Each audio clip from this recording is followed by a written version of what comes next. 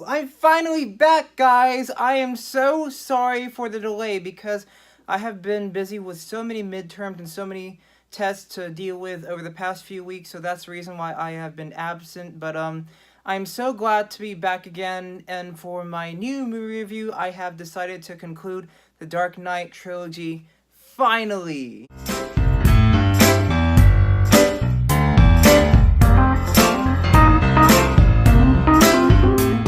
Hey guys, I miss you guys. I really miss you guys. I hated the fact that I was not able to upload because of all the stupid work that I had to do. Well, it's not really stupid, but busy work, as I should say. But, you know, it's the life of a college student when you have so many things coming up. And since the month of October is just about to come on Monday, that's when midterms are getting really hardcore in school. But I might as well just continue my page and my YouTube video reviews because I still want to keep this channel alive. So I might as well review The Dark Knight Rises because this was what I left off with, you know, with my Dark Knight trilogy. And as promised, I'm going to finish it today with The Dark Knight Rises. The Dark Knight Rises is a 2012 superhero film. It is once again directed and written by Christopher Nolan. It is the epic conclusion of the Dark Knight trilogy, and it once again stars Christian Bale, Morgan Freeman, Michael Caine, Tom Hardy, Joseph Gordon-Levitt, Marion Cotillard, Anne Hathaway, and so many other roles. And this movie takes place exactly 8 years right after The Dark Knight. Bruce Wayne is nowhere to be seen. He has retired as Batman. He is literally nowhere to be seen until he realizes that there is one more major threat targeted Gotham City, and that is by the terrorist known as Bane. And Bane has a plot to take over the entire city of Gotham and to replace it with his own order in order to make it even more corrupt. He believes that Gotham is already corrupt, but since it's already into this type of, you know, doomed place, he just feels like there's nothing else to do but just to make it even worse. So eventually Batman has to get back into his own business, and then he eventually gets the help from, you know, the police, Commissioner Gordon, and a newcomer named Blake, which is played by Joseph Gordon-Levitt, and even Catwoman, played by Anne Hathaway. And then later, Batman or Bruce Wayne, he has to get back into business in order to really save Gotham once and for all, and he really has to prove himself that he is the #1 savior that Gotham needs. As the third film of the Dark Knight franchise, I have to say this is once again a very well-made film directed and written by Christopher Nolan. And he does an amazing job in ending the Dark Knight trilogy of where it needs to be. And of course, this is the type of film where you get epic battles and, you know, the finale and then the climax, you know. And then you see everything get into the resolution at the end of the movie. And from the way that Christopher Nolan handled it, he does a fantastic job at it. Everything works out. Everything is just amazing. And I cannot wait to get into the analysis. This movie, of course, has the Christopher Nolan signature style of filmmaking when in terms of from the first to the third act, there's a lot of complex events that happen within each moment of the film, but that's honestly what makes this film very special, much like the other two previous movies with Batman Begins and The Dark Knight. But this one has to be probably the slowest of the movie, which is not a bad thing, but it's a thing that really builds up the character of Batman as well as the strength of Gotham City altogether, and that's one of the greatest things that Nolan has done for this film. You are just incredibly invested into the story of the movie, and as every scene progresses along, you learn something new about everyone. Now, this movie has so many characters and so many actors of an ensemble cast, but once you dive into the characters and once the story unfolds, they become very useful and incredibly interesting characters, and that's the thing that I really appreciated about the balance of characters, because balancing characters can be really hard for a movie, especially when you have so many characters. But what this film does is that each one has a short story and has a motivation, and especially with the villain. That's due to the strong performances in this movie, because every single actor does a wonderful performance that was full of talent and full of heart and full of emotion, and I gotta give it to them for making 3 movies just excellent. Christian Bale, still my favorite Batman. I still really love Christian Bale Batman. And I love everyone else. I really appreciated Anne Hathaway as Catwoman. She had a very sneaky appearance, especially with the way she was able to use her stealth, and she was amazing in the combat sequences whenever they were in fight scenes. But I also really loved Tom Hardy as Bane.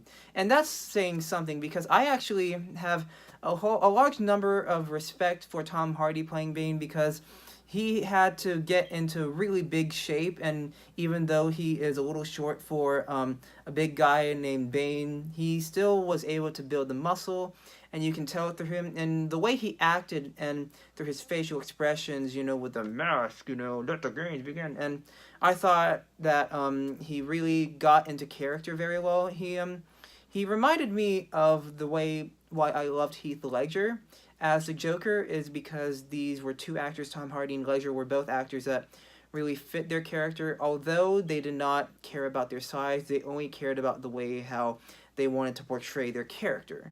Based off of this movie that I can really look at and really appreciate, I love the set designs of this movie. They are super magnificent. I love every aspect of it and how detailed the sets were, especially of how they were able to fit, specific situations of which each character was in. Because based on the way that I'm critiquing this movie is also very character driven from both the bad guys and the good guys. The sets, of course, were shot in location through the usual Christopher Nolan IMAX camera, and when we as the viewers can see it, we can actually buy it as an actual set.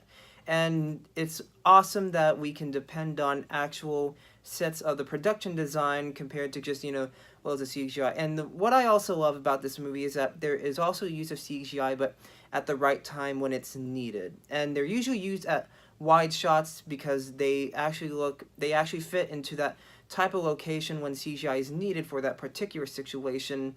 And once you see it, it really does feel real, and you can also buy it as an actual thing instead of just CGI, where even if you know it's CGI, you can make it actually feel as if it's a real thing in reality. As I stated earlier in this movie review, I said that you were completely sucked into the story of this movie, and you are, since it is basically the final movie of the Dark Knight Trilogy, especially once you see the past events of what happened in Batman Begins and the Dark Knight. And the way that this movie is that you really root for the good guys, because this has to be the darkest out of the trilogy, out of the bunch, because everything is just gone down to crap and darkness. You have seen that the Joker's plan has really worked from the previous movie, that chaos has really plagued the entire city of Gotham, and once you see Bane actually make it even worse, that's when you really want the good guys to win. And especially for the fact that in this movie, Batman loses a lot. And once you see him beaten down and broken up, you really do feel a lot of empathy for Batman. You feel as if that you really want him to rise up, just like how this title says, The Dark Knight Rises. And in fact, that's the reason why this movie is called The Dark Knight Rises, because although there is not enough Batman in this movie, you are still intrigued by the fact that this movie takes its time in order for Batman to become the ultimate Batman he is meant to be from Batman Begins. That's what makes The Dark Knight Rises a puzzle piece movie. There are not just puzzle pieces scattered in this movie, but you see that Bruce Wayne and Gotham, the two of them together, are both broken people. The city represents the entire people of Gotham and how broken they were, until they have to realize that there are pieces scattered needing to be fixed in order to complete the peaceful puzzle once and for all. This puzzle that can solve everything, that is a solution to the biggest problems that Gotham has been facing in order to fix them and clean it all up. And that's just the way that I viewed it. And it's just my analogy of, like, a broken puzzle to, like, a fixed puzzle, because you always want to find the fixed puzzle, because that's when it's complete and it's at ease. I do have a few flaws with this movie. Now, this movie is almost amazing, and it's still wonderful to watch, but there are just a few things that kind of bothered me when I was watching this movie, especially on rewatch. Now, the third act of the movie is not a flaw, but there's a specific thing in the third act that kind of bothered me, and I thought it was a little cliche. There were a few scenes that I thought were a bit unnecessary. I thought it was just the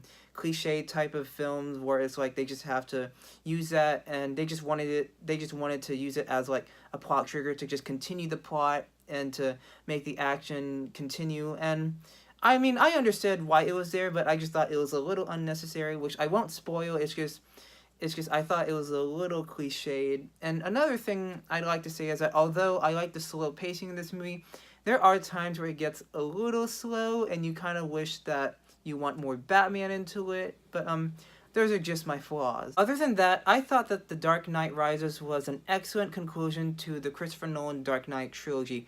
It may have not been like my favorite compared to The Dark Knight and Batman Begins, but it still has a lot of great things to appreciate and wonder about. And I also really love the theme, especially the important theme about how it has a failure and success story, and how failure is the ultimate key to success, and that's what this film teaches. And although I've already listed my flaws with this movie, it of course gets a grade down than just a 10 out of 10, so I'm probably gonna have to give it a 9 out of 10, but that is still a wonderful grade for a movie like this. And guys, thank you so much for watching this movie review. I really do apologize if I was not able to review as much as I wanted, as I stated. I really promise to just come back, and hopefully you understand if I ever have a big absence, it's probably because of school or life things. But thank you very much. I'm just very proud I was able to upload another movie review. And thank you very much once again, and please subscribe as always.